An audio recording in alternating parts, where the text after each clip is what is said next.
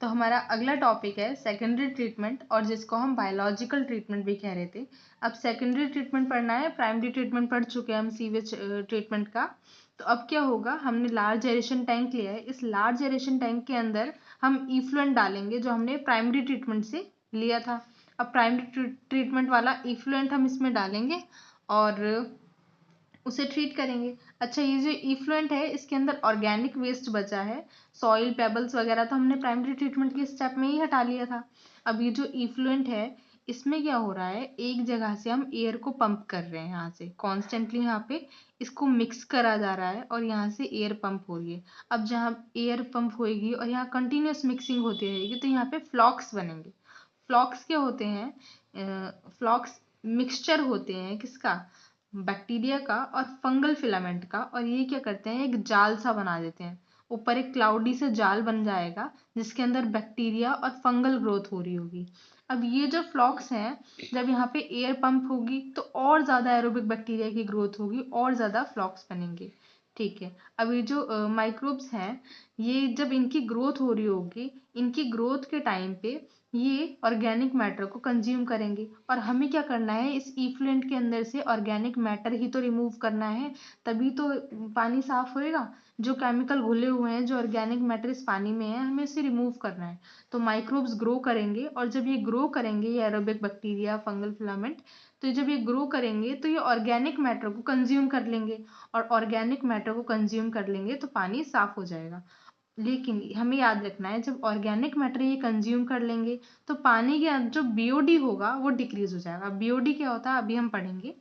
पानी का BOD decrease हो जाएगा, और इस पानी को हमें तब तक ट्रीट करना है जब तक बीओडी कम ना हो जाए। बीओडी हमारा होता है बायोकेमिकल ऑक्सीजन डिमांड, मतलब वो अमाउंट ऑफ ऑक्सीजन जो एरोबिक बैक्टीरिया कंज्यूम करेंगे 1 लीटर पानी के सारे ऑर्गेनिक मैटर को ऑक्सीडाइज करने के लिए। अब जो जितना भी 1 लीटर पानी में ऑर्गेनिक मैटर है उसको सब कंज्यूम कर लेंगे कौन, एरोबिक बैक्टीरिया। और ऐसा करने के लिए उन्हें जिस ऑक्सीजन की ज़रूरत होती है उस ऑक्सीजन की डिमांड को ही हम बीओडी कहते हैं, बायोकेमिकल ऑक्सीजन डिमांड कहते हैं। तो बीओडी रिड्यूस हो जाएगा जैसे जैसे ऑर्गेनिक मैटर को कंज्यूम करते जाएंगे। तो पानी को जब तक ट्रीट करना है जब तक बीओडी रिड्यूस नहीं हो रहा, जैसे ही पानी का बीओडी रिड्यूस हो जाएगा इस पानी को हम दूसरे टैंक में ले जाएंगे, जिस टैंक का नाम है सेटलिंग टैंक। अब इस सेटलिंग टैंक में ये जो हमने पीछे फ्लॉक्स बनाए थे ना, ये फ्लॉक्स सेडिमेंट कर लेंगे, सेडिमेंट कर लेंगे बैक्टीरियल फ्लॉक्स को। अब ये जो झाग झाग से थे ये झाग नीचे बैठ जाएंगे, और ये जो साफ पानी होगा, इफ्लुएंट जो होगा, इसे ऊपर छोड़ देंगे।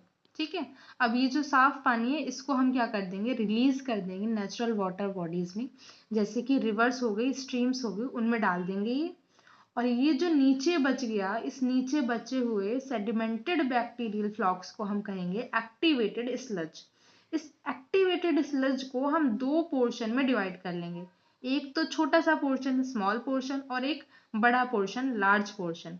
ये जो स्मॉल पोर्शन होगा ना इसको हम बैक टू डाल देंगे किसमें, एरेशन टैंक में। ये जो हमारा एरेशन टैंक था ना जिसमें हमने फ्लॉक्स बनाए थे उसमें हम इसे डाल देंगे, और इसको एज अ इनोक्यूलम यूज करेंगे। इनोक्यूलम क्या होता है, स्टार्टर की तरह यूज करेंगे, काम को जल्दी करवाने में हेल्पफुल रहेगा।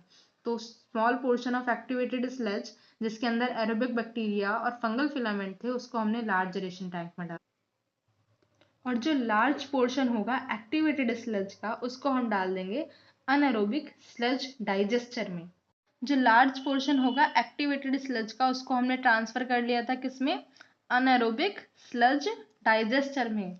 तो ये अनएरोबिक स्लज डाइजेस्टर ये टैंक है, इसके अंदर हमने क्या डाल लिया, अपने एक्टिवेटेड स्लज का लार्ज पोर्शन डाल लिया।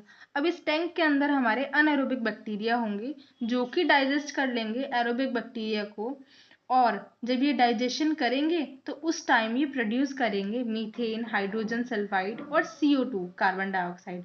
और इन्हीं गैसेस को हम कह रहे हैं कि बायोगैस यहाँ पे प्रोड्यूस हो रही है, और ये बायोगैस क्या है, सोर्स ऑफ एनर्जी है, इनफ्लेमेबल है। ठीक है, जो मिनिस्ट्री ऑफ एनवायरनमेंट है और फॉरेस्ट है इन्होंने इनिशिएट किया है गंगा एक्शन प्लान और यमुना एक्शन प्लान, ताकि जो हमारी कंट्री की जो मेजर रिवर्स है इन नदियों को हम बचा सकें।